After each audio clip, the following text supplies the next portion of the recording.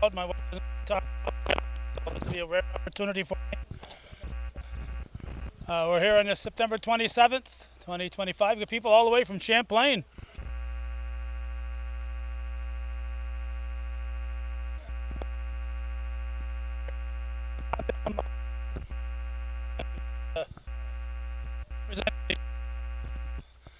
Board, we have Mr. Don Paris come up and say a word or two. We told him to talk in Mooers Fork, so he talked for 15 minutes. Come on up, Don. Any other?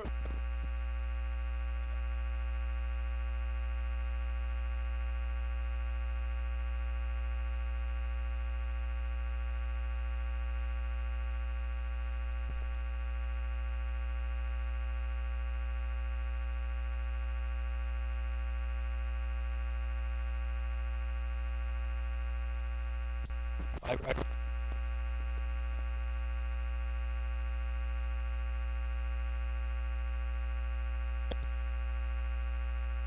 from our heritage, what we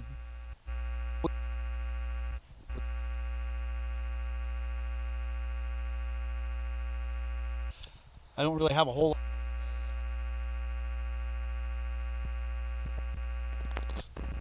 for doing all this. When they start applauding you, that's it. That's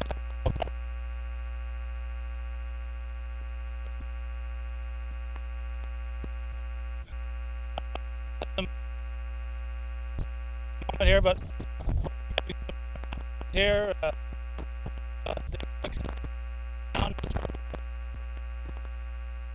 we got Steve and Dale Ann Walter, and is that it for Woodman officers that are here? Looks like it. People, and lovers. That's right. Thank Kim D.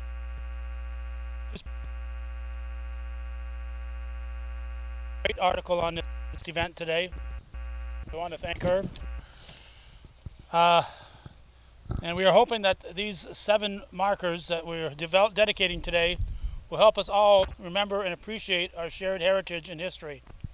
We want to thank the Wood for their generous contribution of these 7 historic markers: Cherubusco, Ellenburg Depot, Altona, Mooers Forks, Mooers, Champlain Village, and Rouse's Point. We invite you all to one of these days just follow the route and go check out each of the markers. It's a nice fall project. You'll see a lot of beautiful color in the trees and trip through. And we're here to commemorate the opening of this railroad 175 years.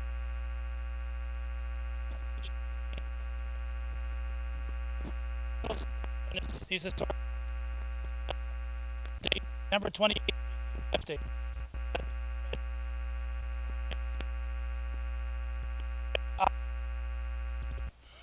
Fortunately,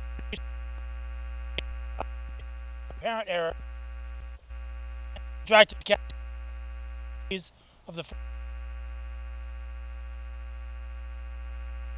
New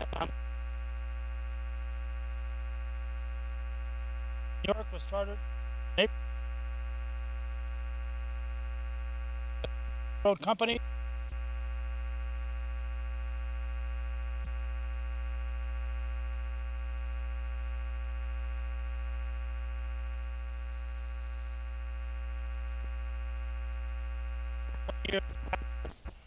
It was first suggested. So it didn't take long, and it took a lot of hard work to get this developed here. So I know Vicki Davison Brassard is going to talk. I don't know if Jack Dragoon is going to say a few words or not. If you will, you'll have to come up here, Jack. Well, I'll bring the mic as close as I can to you. I set up the other one, used to put quarters in the truck.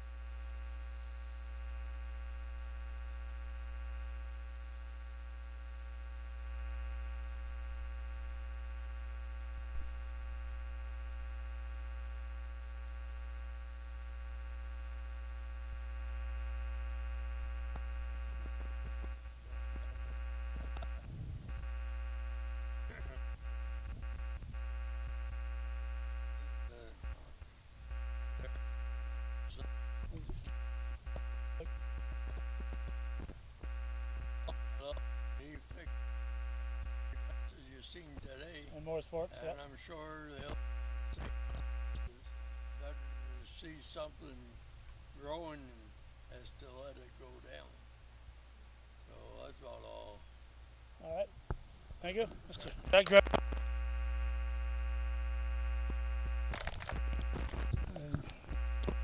4 years and okay. So I guess we'll go to Vicky first, because once Chris talks, it's all going to be said. So, Vicky, you're going to talk, and I think you're going to introduce someone besides, right? Yes. Yes. You want me to hold it? Yes. Okay, I'll hold it. Because I'll mess that up. You'll mess it up. All right. So I'm glad everybody came. It's a great turnout today. And we appreciate the Woodmen for donating all of these wonderful markers and not letting our railroad history disappear. It definitely won't with these signs. And as far as the history and so forth on the train station here, I'm going to leave that to Chris, because he definitely He knows a little will bit. know a little bit about that. But I'd like to introduce someone, Dick Soper, who was the transportation specialist at the Transportation Museum. And I think it would be great to hear a little bit of what he would like to add today. Yes. And again, thank you everybody for coming. And Dick has been doing presentations for the Clinton County Historical Association for a year or so, and sometimes he even repeats them. Sometimes, yes. You want to hold it? Yep. I want to thank everyone for coming. I also want to especially thank Larry Barnes and Chris for preserving this. If you ever saw pictures of what it became after 100 or so years of neglect, there are very few places as totally authentic as this one is. And one of the things I've done when I'm a board member of the Clinton County Historical Association, and one thing I've done is I had a series of 5 talks about the Northern Railroad, the Rouse's Point station, this station. Then we went up to Lion Mountain, and then also the Plattsburgh station. So what I have promised to do for Vicky, I'm going to be giving a talk. It'll be coming up probably here in a couple of weeks at the library near the fire station. And I will bring you photographs and drawings and a talk about this, primarily this station, and all about the Northern Railroad.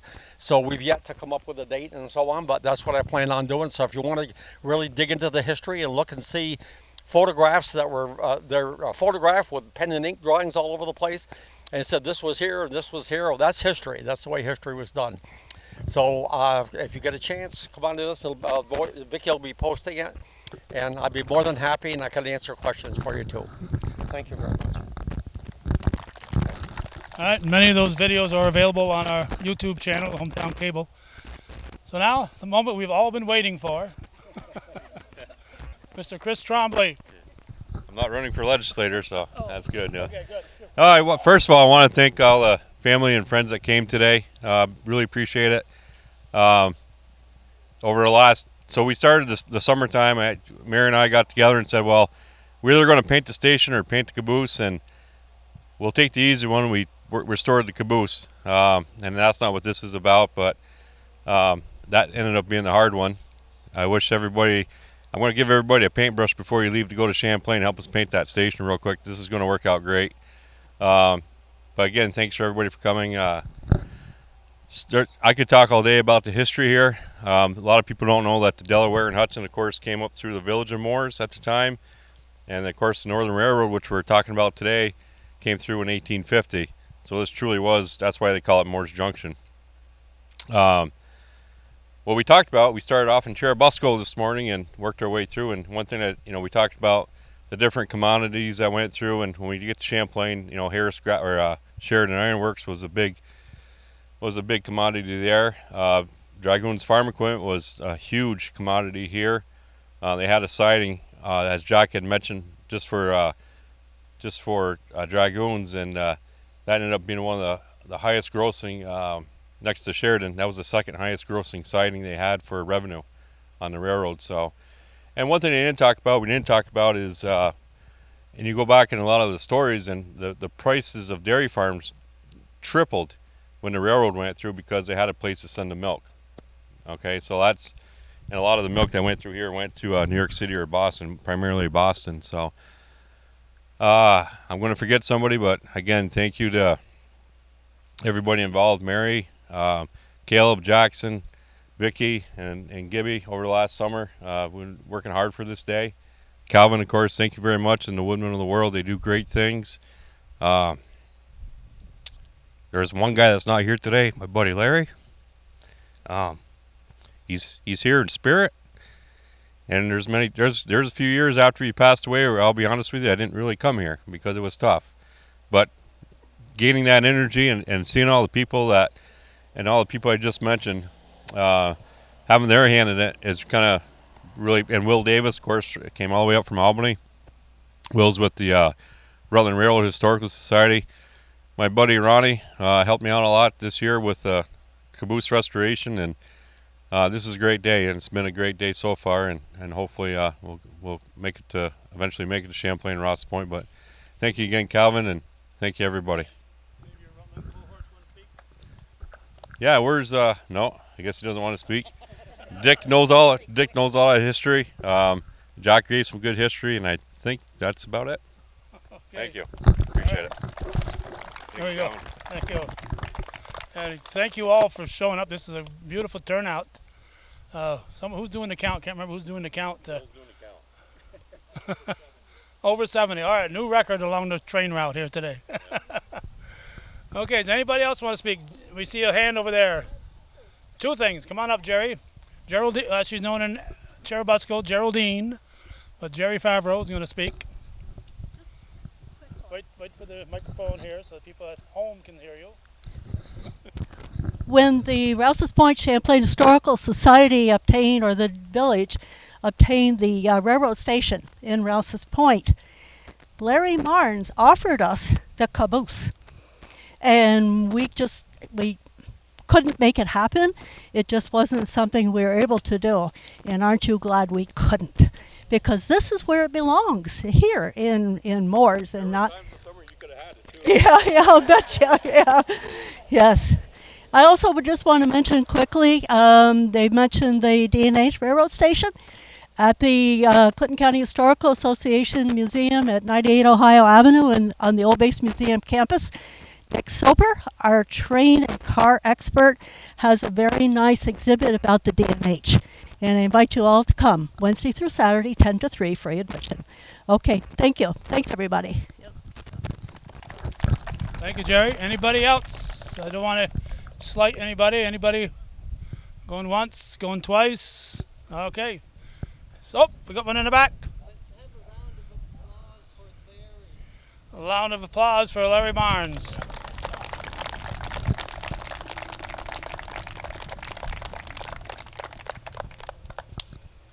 Okay, well done. Anything else? Okay, with that, we'll have the unveiling. I'll have a couple of Woodman members to come up, please. And we'll get the owner and some of the town people here to pull off this side, and the Woodman. We got Dale Ann Walter and David Blix are going to pull it off. And Vicky's eyeing on my GLF bags, but she's not getting them.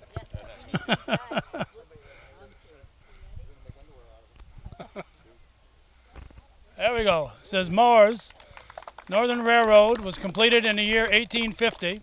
Now, we didn't call it the junction because in 1850 it wasn't the junction. It was only the Northern Railroad coming through.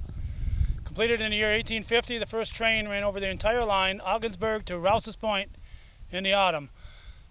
Presented 2025, A Woodman Life, Chapter 462.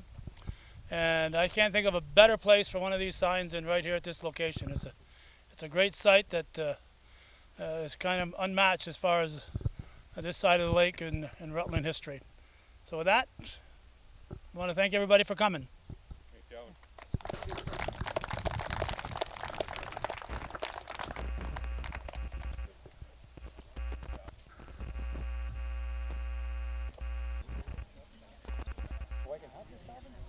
No.